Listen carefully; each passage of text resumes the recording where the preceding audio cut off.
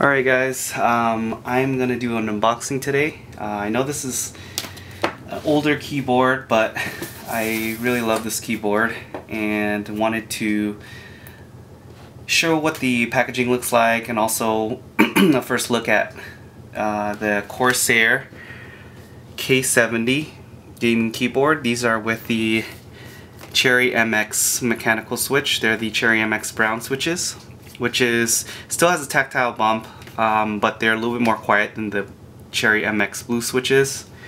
So we're gonna open this, and we're also going to do a comparison on kind of like a short sound test on the comparison between the Cherry MX brown switches and the Cherry MX blue switches, which is the keyboard I'm replacing. So we're gonna go ahead and get into this. I'm not gonna go too much with the packaging, but just gonna take a look at the box. You guys can pause if you guys want to look at something. But yeah, this is a redesign of the original model that they had. The original model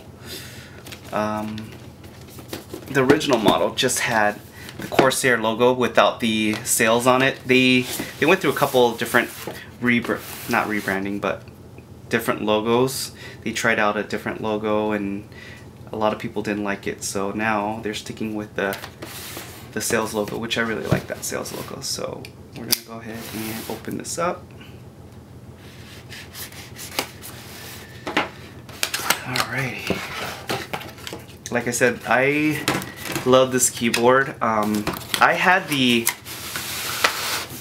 RGB version, which I felt it was a little overpriced at the time. I bought it when it first came out, so I ended up I wasn't satisfied with the software, so I ended up returning the RGB versions, and I'm back to the original K70, and there it is. Just gonna take it out of the box here and just show what the contents of what's in the box. So let's just look at what it comes with first before we open up the actual keyboard. So it comes with replacement keycaps. So the original keycaps on the board are like the black version, but it comes with these kind of rigid keycap replacements, which I like these because I like to put my hand on the home keys here, like the ASDF when I'm playing my MOBA.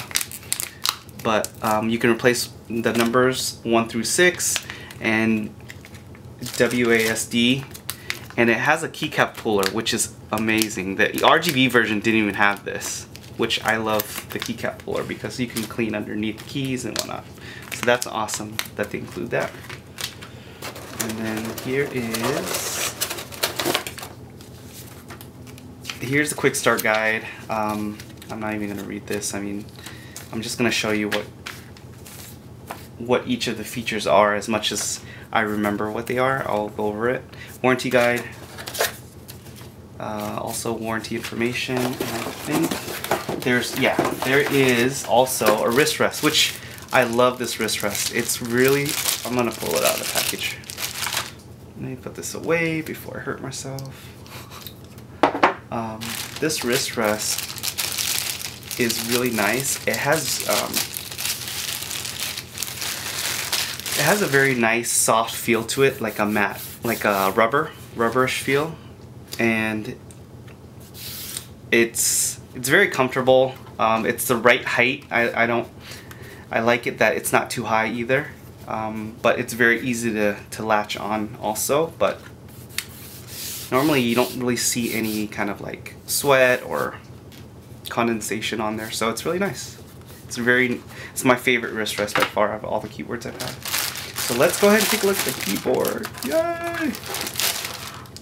Oh, I've missed you. So let's take this packaging off, if I can take it off. And then you guys have probably seen this keyboard so often on YouTube because it's been around for a while, but like I say, it's my favorite of all time. So let's put these out of the way for a second. Okay, so aluminum chassis. It feels like metal, but it's aluminum, and it has a really heavy weight to it. So it has the brown switches, so it feels very nice. It's a little bit louder than other keyboards that have brown switches. The reason is the keys hit the aluminum, but I like the sound of it. It doesn't bother me much. It's still not extremely loud, so I would assume it's really good for even in an office environment. It wouldn't be too loud, but the tactile feel is very nice. The keys will glow up red. I'll show you guys later, but just a quick look at it. The Corsair logo there. Let's take the plastic off. The Corsair logo there has the Corsair sails on it. This button is to be able to change, just to light up the WASD. If you press that, it'll just light up the WASD. If you press it, it'll turn off. It'll light up all the switches. This is to control the brightness. This is the Windows lock, so you press it, it'll lock the Windows key. It has a mute button, which I love. That is so awesome, to just be able to just click that and it'll mute it. A lot of keyboards won't have this. It's also like a dial for the volume, and it's made of metal. It feels really nice. It has a texture to it. Feels really nice instead of buttons. I don't like buttons as much as I like the volume wheel. It has its own dedicated keys for stop, back, play, pause, and forward. Pretty standard key layout, but I like it because it's raised. The keys are higher up, so it's easier to get a blower and blow out all the dust underneath. It's very easy to clean this keyboard. Doesn't get fingerprints on it too easily. You see how you can't even see my fingerprints on it. And it's very stable, where it's not going to slide too much. This is on a pretty slippery wooden table, and it doesn't slide too much, so I mean, you don't have to worry about, like, when you're playing, it's not going to move on you. So I'm going to show you how it looks like, or how easy it is to attach. So you see how there's two little I don't know what those are called, but you can go ahead and insert those into this section here and this section here. So I know how to do that, and then show how it looks like. So just go ahead and do that, and that's it. That was easy, and there you go. And with the wrist rest, it is even more sturdy, so it's not even going to move at all. Like, this even adds an additional sturdiness and being able to stay on the desk and not move, and that's really important to me anyway. So you see how there's rubber on the floor, on the bottom of it, to be able to allow it to sit still. Some more rubber here.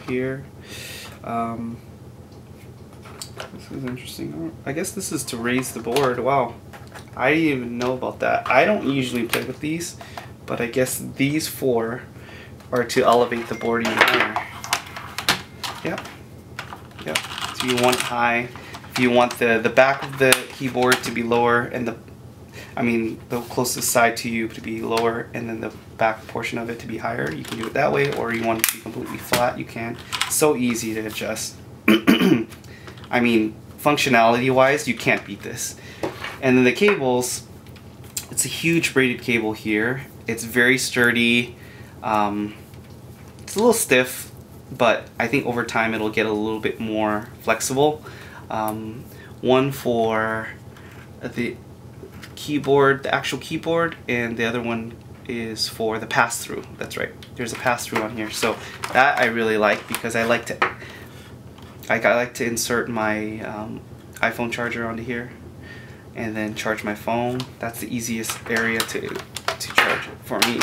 So it has the pass-through for that, and one's to power your key. I think it's USB too.